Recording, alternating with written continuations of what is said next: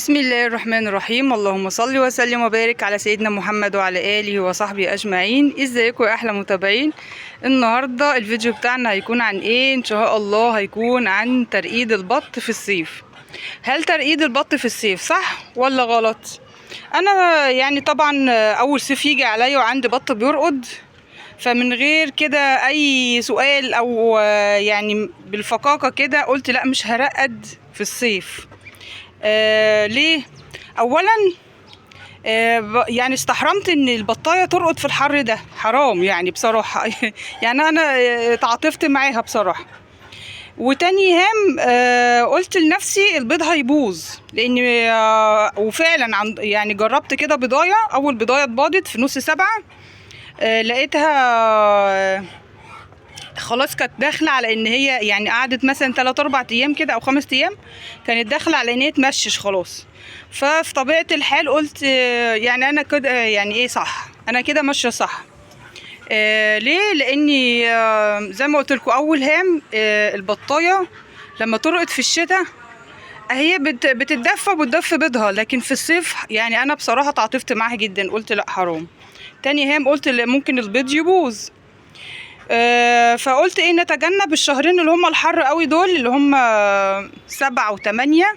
ممكن ان شاء الله باذن الله في اول 9 نرقد، يكون الجو لطف شويه، وكمان علشان ما نخسرش بيض كتير ويبقى كده البطايه معايا يعني رقدت وتعبت نفسها على الفاضي، لا حرام. قلنا ايه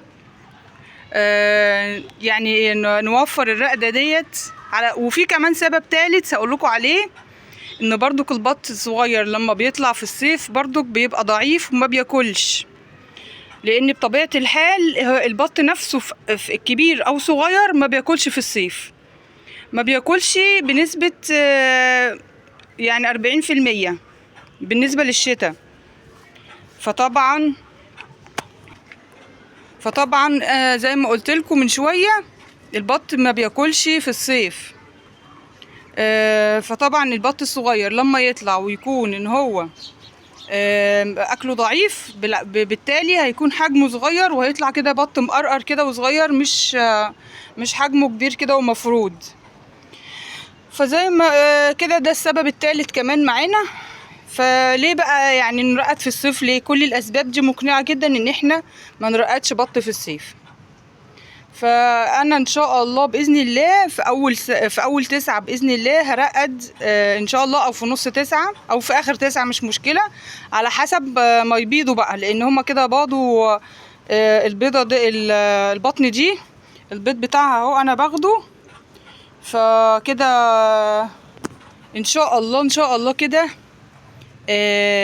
يعني مثلا لما يخلصوا البطن ديت او العنقود ده هيكونوا عنقود ممكن في نص 9 مثلا، على حسب الله اعلم. يعني انا مش حاسبه لهم بالظبط، بس ممكن في نص 9 او في اخر 9، لان هم لسه ما خلصوش العنقود بتاعهم اللي هم ايه ابتدوا يبيضوا بالظبط 20/7.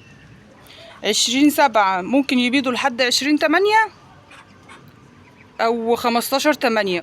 يبقى ان شاء الله ممكن يبيضوا في اول 9 باذن الله، باذنك يا رب. يعني مش هنستعجل عليهم في موضوع ان هم يرقدوا في الصيف. يعني احنا هنتجنب من اول كده 7 و8، الشهرين اللي هم الحر قوي دول هنتجنبهم تماما، ونبتدي نرقد ان شاء الله في نص 9 في اخر 9.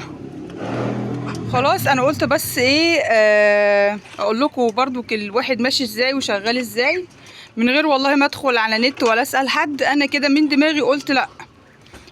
ال3 اسباب دول اقنعوني جدا ان انا ما ارقدش في الصيف.